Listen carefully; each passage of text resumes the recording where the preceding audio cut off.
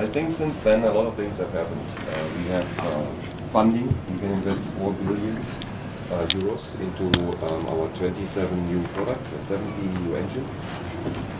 And we have really worked on the brand. We had clarification in the showroom. We took Chevrolet out of the market, and we invested and strengthened the Opel brand in all our markets.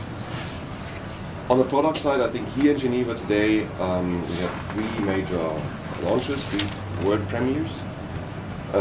One is the Karl. It's an important extension to our portfolio because it's a new segment. It's an entry-level Opel.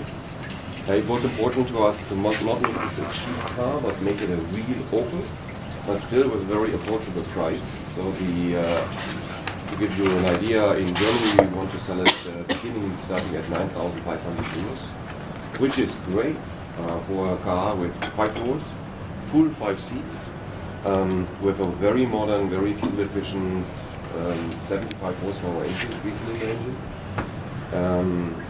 with 4.3 liters of fuel consumption, which means 99 grams CO2. And also with an interior which is modern, which is nice, and the IntelliLink infotainment. So nothing you will miss in this car, and if you have the opportunity, like you will in the next weeks, to drive it, I know, you will be excited and will be convinced. It's a great package. It's a proper car. It's fantastic for the price.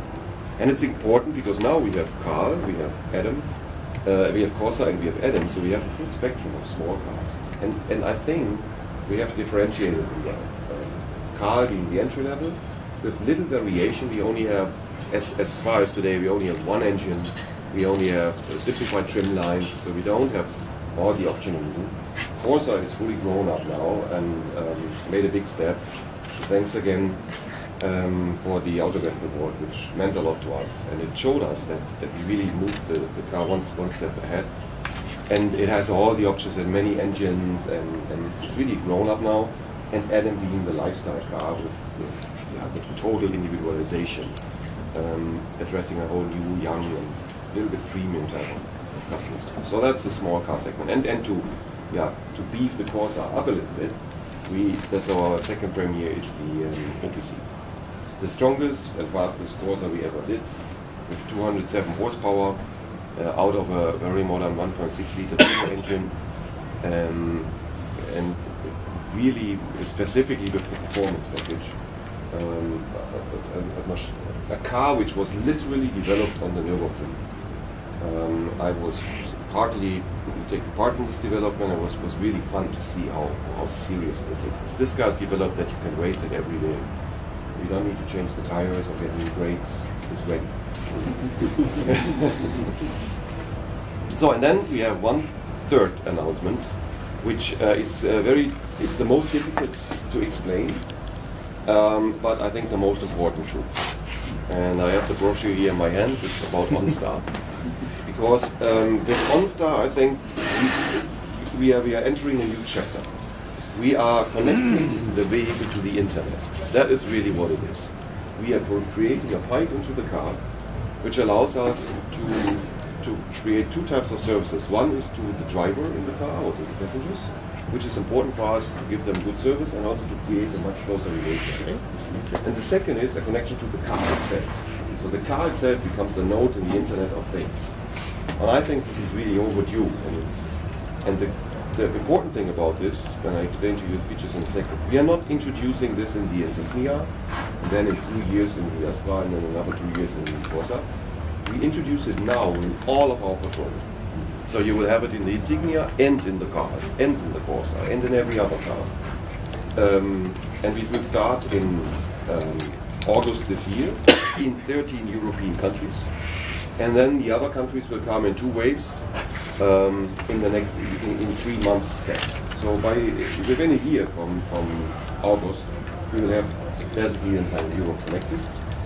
And so what are we offering? We are offering the traditional emergency call service, with a concierge service, so you can speak to a human person.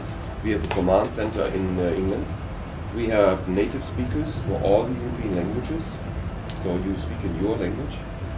And they can do things like send you a navigation address, do a diagnosis in the car, tell you where your car is, unlock and lock, or get the horns on if you've got friends at the airport garage, and give you general advice, if you have questions. Then we have the Wi-Fi service, which is great because people will bring their mobile devices into the car, and we are acknowledging this and we are accepting it. We think it's going to happen. The kids will stream videos on the rear seat, and we have a better connection than you have on your iPad because we have a good antenna on the roof, and we have the latest 4G technology, so we can stream the Wi-Fi, the data into the car, and you can connect all your mobile devices. If you connect with your IntelliLink system, your mobile phone, you can listen to internet radio using that link. And as far as the connection to the car is concerned, we have an app. We have a mobile app, and in this mobile app you can see where you parked your car. You can open your car, you can lock it, you can check whether it's locked, you can check tire pressure, the oil, and everything which we have electronically. And it's important to say this is only the beginning, because now we have a channel into the car. So now we can come up with all kinds of services. And before you ask the question, I tell you that we asked ourselves the question, and we dealt with it a lot. This is the question of privacy. You want to ask it, I know. Because of course everyone is concerned. So one